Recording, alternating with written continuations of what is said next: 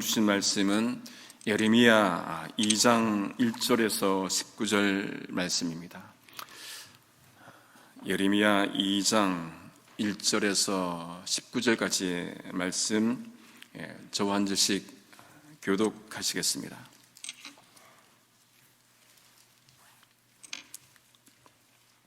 예레미야 2장 1절에서 19절입니다. 여호와의 말씀이 내게 임하니라. 이르시되 가서 예루살렘 거민의 귀에 외쳐 말할지니라. 여호와께서 이같이 말씀하시기를 내 소년 때의 우위와 내 결혼 때의 사랑 곧 씨 뿌리지 못하는 땅 광야에서 어떻게 나를 쫓았음을 내가 너를 위하여 기억하노라. 그때 이스라엘은 나 여호와의 성물 곧 나의 소산 중 처음 열매가 되었나니 그를 삼키는 자면 다 벌을 받아 재앙을 만났으리라. 여호와의 말이니라. 야곱 집과 이스라엘 집 모든 가족아 나 여호와의 말을 들으라.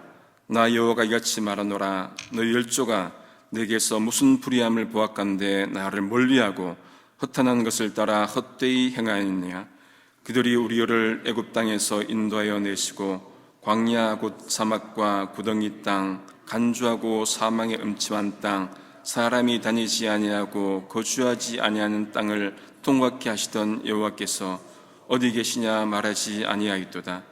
내가 너희를 인도하여 기름진 땅에 들여 그 과실과 그 아름다운 것을 먹게 하였거늘 너희가 이리로 들어와서는 내 땅을 더럽히고 내 기업을 가증히 만들었으며 제사장들은 여호와께서 어디 계시냐 하지 아니하며 법잡은 자들은 나를 알지 못하며 관리들도 나를 항거하며 선지자들은 바알의 이름으로 예언하고 무익한 것을 쫓았느니라.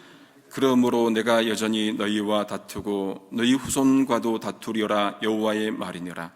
너희는 기띔 섬들에 건너가 보며 게달에도 사람을 보내어 이 같은 일의 유무를 자세히 살펴보라. 어느 나라가 그 신을 신 아닌 것과 바꾼 일이 있느냐. 그러나 나의 백성은 그 영광을 무익한 것과 바꾸었도다. 너 하늘아 이 일을 인하여 놀랄지어다. 심히 떨지어다. 두려워할지어다. 여호와의 말이니라. 내 백성이 두 가지 악을 행하였나니 곧 생수에 근원되는 나를 버린 것과 스스로 웅덩이를 판 것인데 그것은 물을 저축지 못할 터진 웅덩이니라. 이스라엘이 종이냐 시종이냐 어찌하여 포로가 되었느냐. 어린 사자들이 너를 향하여 부르시며 소리를 날려 내 땅을 황무케 하였으며 내 성읍들은 불타서 거민이 없게 되었으며 놉과 다바네스의 자손도 내 정수를 상하였으니 내 하나님 여호와가 너를 길로 인도할 때 너가 나를 떠남으로 이를 자취함이 아니냐. 내가 스올의 물을 마시려고 애굽 길에 있음은 어찌미며 또 그 하수를 마시려고 아수르 길에 있음은 어찌니요. 같이요 내 악이 너를 징계하겠고 내 패역이 너를 책할 것이라. 그런즉 내 하나님 여호와를 버림과 네 속에 나를 경외함이 없는 것이 악이요 고통인 줄 알라. 주 만군의 여호와의 말이니라. 아멘. 하나님께서 예레미야에게 가서 예루살렘 사람들의 귀에 외쳐 말하라 그렇게 하십니다. 그러면 백성들은 어떻게 해야 됩니까? 외쳐 말하는 것을 들어야겠지요. 4절에도 들으라 그렇게 말씀을 합니다. 여러분 말씀은 듣기도 해야 되지만은 들기도 해야 됩니다. 들으라고 했으니까 들으라 하니까 들어라가 되죠. 무슨 말씀인지 이해가 되십니까? 말씀은 여러분 듣기도 해야 되지만은 들기도 해야 됩니다. 성경은 들고 다녀야 됩니다. 요즘은 한국 교회가 파워포인트로 다 이렇게 보여주니까 성경을 안 들고 다녀요.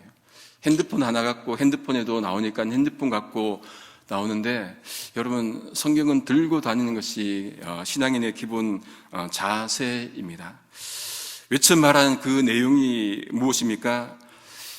이스라엘 백성들이 젊은 시절에 정말로 우위가 있었고 인애가 있었고 성실했다. 결혼했을 때 사랑이 많았고 또 씨를 뿌리지 못하는 땅 광야에서도 하나님을 신실하게 따랐다. 그렇게 그것을 기억한다고 말씀을 하고 계십니다. 그러니까 하나님께서 이스라엘 백성들의 과거를 떠올리시면서 그 과거에 힘들었을 때 그 광야에서도 나를 따랐구나 칭찬하는 그 말씀을 지금 하시고 계신 거예요. 사람들이 주님을 따를 때 두 가지 경우가 있을 수 있습니다. 첫 번째 보면은 형편이 좋을 때 주님을 따를 수 있어요. 모든 일이 잘 될 때, 사업이 잘 되고 자녀가 잘 되고 건강하고 어려운 일 없을 때, 그럴 때 주님을 잘 따를 수 있죠. 하나님이 나와 함께 하시는구나. 그러다가 형편이 어려워지고 힘들어지면은 하나님이 나를 떠났구나, 그렇게 반응을 할 때가 있죠. 반대의 경우도 있습니다. 모든 형편이 좋으니까 하나님을 굳이 믿을 이유가 없는 거예요. 내 사업 잘 되고 자녀들 잘 되고 아무것도 어려운 것이 없으니까 하나님 믿을 이유가 없습니다. 그러다가 힘들어지면 돌아오기도 하지요. 현대인들의 많은 사람들은 구사에 더 있지 않겠나 그렇게 생각이 듭니다. 그러니까 살면서 힘든 것이 없으니까 굳이 하나님 믿을 이유가 없다는 거예요. 현대 무신론이 던지는 질문 중에 하나님 믿을 이유를 한번 대봐라. 우리가 모든 것들이 잘 되는데 굳이 믿을 이유가 어디 있느냐 그렇게 질문하기도 합니다. 그런데 여러분, 이것은 어떤 의미에서 우리 기독교가 보인 양상이기도 합니다. 하나님을 내 어려움을 해결해 주는 하나님, 가난을 해결해 주고 직장을 해결해 주고 사업을 해결해 주고 그런 해결사의 하나님으로 본 결과가 이렇게 나타난 것이라 할 수도 있습니다. 그런데 하나님은 예레미야를 통해서 이스라엘 백성들이 좋을 때가 아니라 광야에서 어려울 때 주님을 따랐다, 그 말씀을 하시는 것이죠. 형편 따라 믿지 않아야 됩니다. 삶이 형편이 좋으면 하나님이 계시고 형편이 어려우면 계시지 않고 내가 만들었다가 없애버리는 그런 하나님이 아니라 형편과 상관없이 어떤 처지와 환경 상관없이 어떤 일이 있더라도 주님 믿는 그 신앙을 하나님께서는 지금도 우리에게 원하신다. 그런 고백을 우리가 할 수 있기를 소망합니다. 하나님은 그렇게 어려운 시절에도 하나님 위에서 따른 그 이스라엘이 귀에서 또 고기에서 그들을 보호한다, 그렇게 말씀을 합니다. 3절에 보니까 나 여호와의 성물, 여호와를 위한 성물, 거룩하게 구별된 하나님의 소산 중 첫 열매라, 그렇게 규정을 합니다. 이스라엘이 귀하다는 거예요. 여러분, 근데 모두가 귀중할 때, 모두가 풍성할 때 따르는 것은 구별되지 않아요. 그런데 힘들고 어려울 때 따르는 것은 구별이 됩니다. 구별은 차이가 있어야 나타나는 것이죠. 그래서 하나님은 그 귀한 첫 열매 이스라엘을 보호하신다 말씀합니다. 누구든지 이스라엘을 삼키면은 벌을 받고 재앙을 받을 것이다, 그렇게 말씀을 합니다. 귀에서 지켜주시고 거룩해서 지켜주시고 구별되니까 지켜주시고 보호해 주신다, 그렇게 말씀을 합니다. 그런데 그렇게 귀했던 이스라엘이 변했는지 하나님께서 5절 말씀에 이렇게 질문을 하세요. 너희 조상들이 무슨 나에게 불의함을 보았길래 나를 멀리 떠나서 허탄한 것, 헛된 것을, 헛된 우상을 따르느냐. 여러분, 이 질문이 한편 굉장히 안타깝게 들려요. 슬프게 들립니다. 이상하고 속상하게 들려요. 여러분, 하나님으로서 가능한 질문입니까? 하나님 백성에게 내가 너희에게 무슨 잘못을 했길래 나를 떠나 사느냐? 내가 도대체 무슨 잘못을 했느냐 말해보라, 그런 말씀 아니겠습니까? 무슨 잘못을 했길래 우상을 섬기느냐? 하나님은 결코 잘못한 것이 없으신데도 불구하고 혹시 잘못한 것이 있지는 않는지, 그래서 나 때문에 너희가 떠난 것은 아는지 그렇게 질문을 해요. 굉장히 슬픈 질문입니다. 하나님이 우리에게 이런 질문하지 않도록 우리가 해야 될 것입니다. 하나님께서는 이스라엘 백성들이 자신들을 애굽에서 따랐는데 그렇게 통과시켜 주시고 했는데 그 백성들이 지금은 묻지 않는다. 6절에 보니까 여호와께서 어디 계시냐고 묻지도 않는다, 그렇게 탄식하십니다. 하나님이 어디 계신지 묻지 않는 것, 잊어버린 것이죠. 여러분, 망각은 과거를 지워버립니다. 하나님을 잊어버리는 것 가장 큰 죄악 아니겠습니까? 여러분, 인생이 힘들면은, 삶이 힘들면은 하나님이 어디 계시냐고 묻기라도 해야 합니다. 여러분, 우리는 그동안 한국교회가 질문 없는 신앙이 좋은 신앙이라고 가르쳤어요. 덮어놓고 믿으면은, 질문하지 마. 그냥 믿어. 그게 좋은 신앙으로 여겨왔습니다.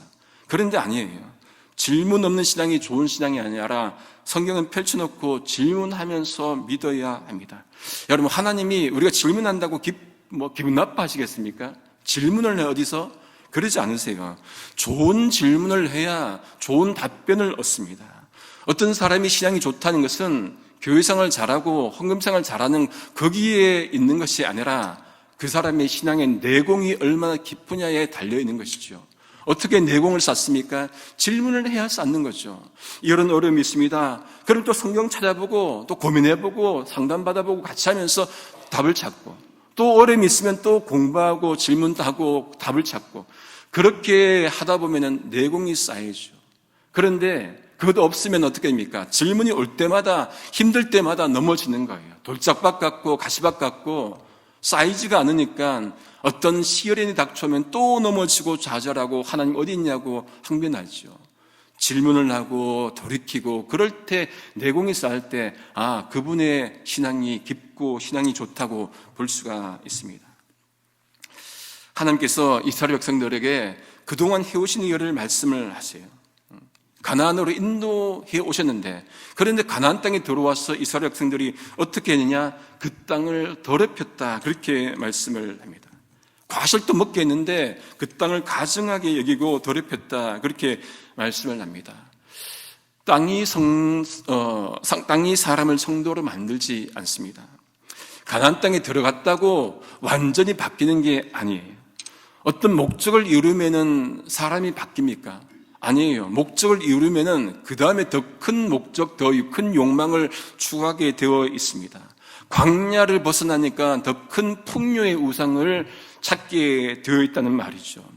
이것을 끊기 위해서, 이런 삶의 패턴을 끊기 위해서 무엇 해야 됩니까? 존재가 바뀌어야 됩니다. 존재가 바뀌어야만이, 그래야만이 우리가 이 틀을 깰 수가 있어요. 좋은 것, 좋은 상황이 우리를 주님을 향하도록 만들지 않아요. 우리 존재가 바뀌어야, 그래야 참으로 주님을 향한 삶을 살 수 있습니다. 그래서 바울이 누구든지 그리스도 안에 있으면 새로운 피조물이라 했죠. 어떻게 새로운 피조물이 됩니까? 어떻게 새로운 피조물이란 말은 존재가 바뀐다는 말이에요. 어떻게 존재가 바뀝니까?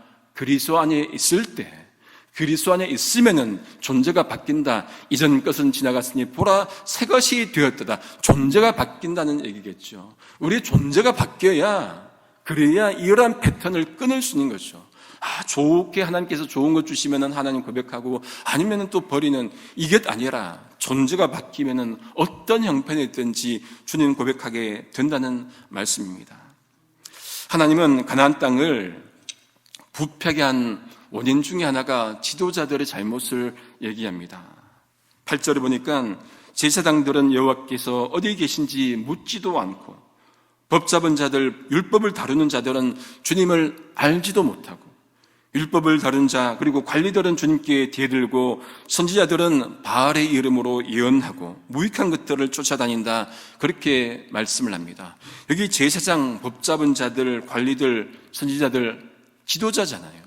그 지도자들이 하나님 전혀 상관없이 살아가요. 이스라엘 백성들이 지도자인지 의심스러울 정도로 그렇게 행동을 합니다. 이러니 어떤 희망이 나라에 있겠습니까?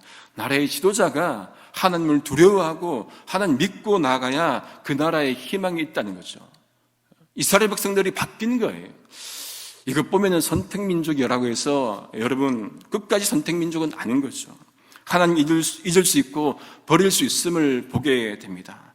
오랫동안 신앙생활을 했다고 해서 그 오래된 연수가 우리의 신앙을 보장해 주는 것이 아니에요. 지금 우리가 그 신앙을 갖고 있느냐 아니냐에 달린 것이죠. 우리 신앙이 좋다고 해서 우리 후손들이 정말로 바르게 신앙생활을 한다는 그 보장도 없는 거죠.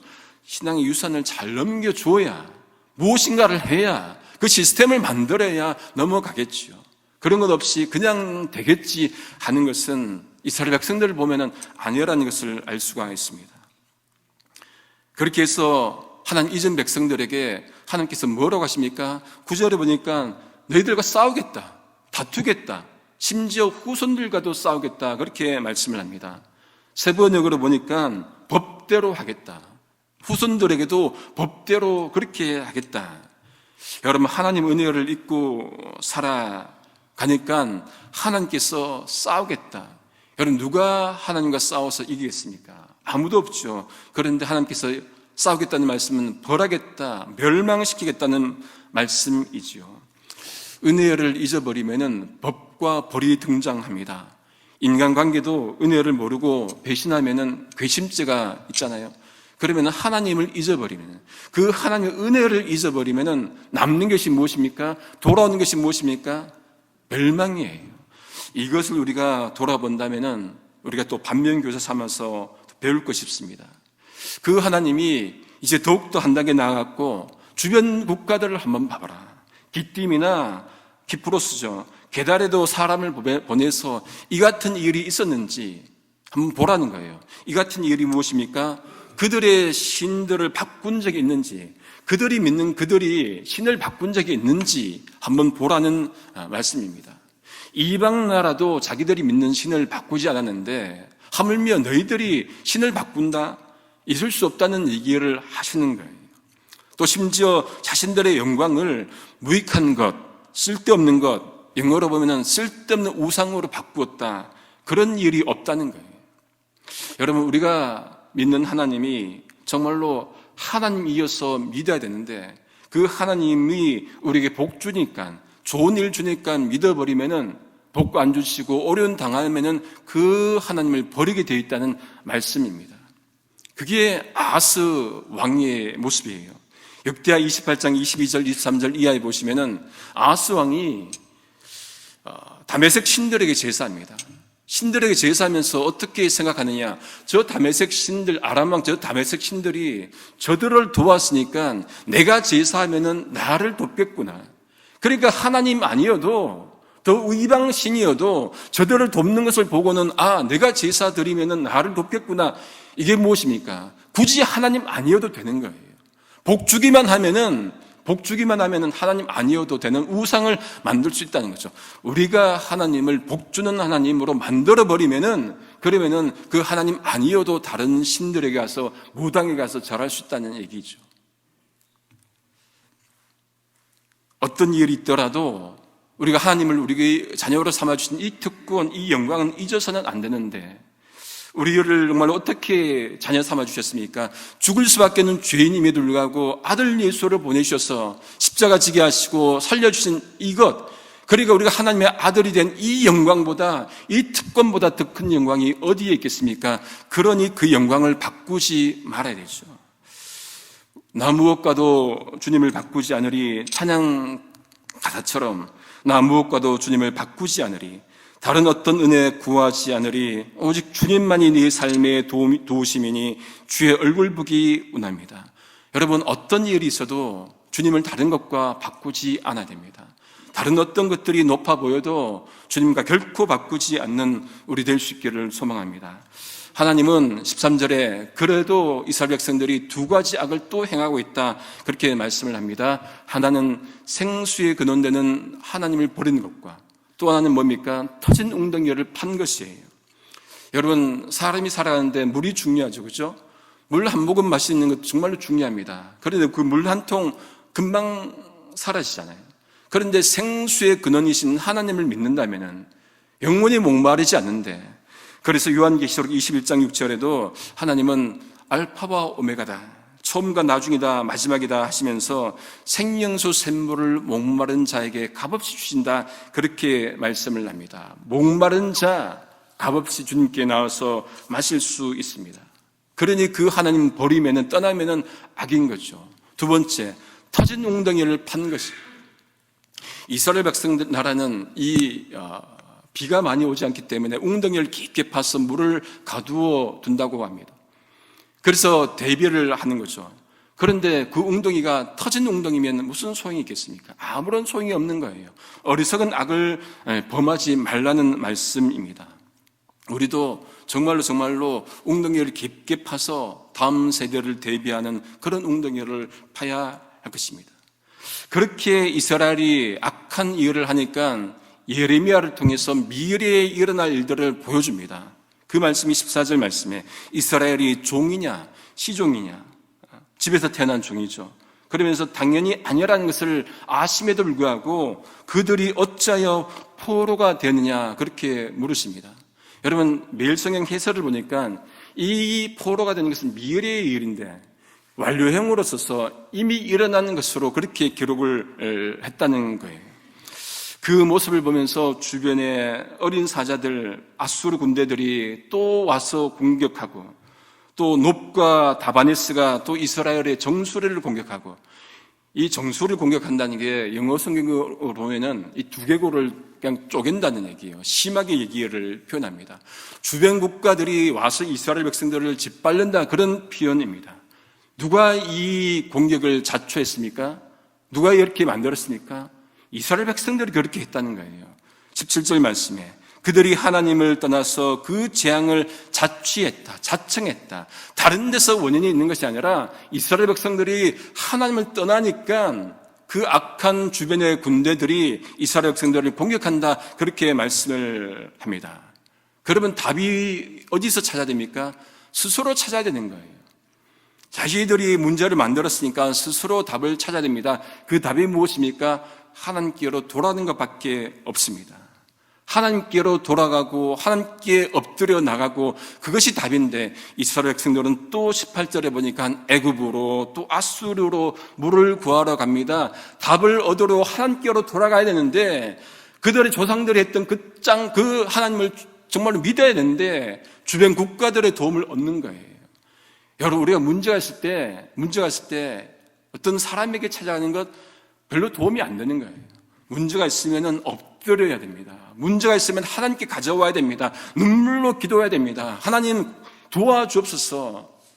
그것 해야 하나님께서 도와주시지, 사람에게 가서 도움을 얻는다, 사람도 자기 문제도 해결 못하는 거예요.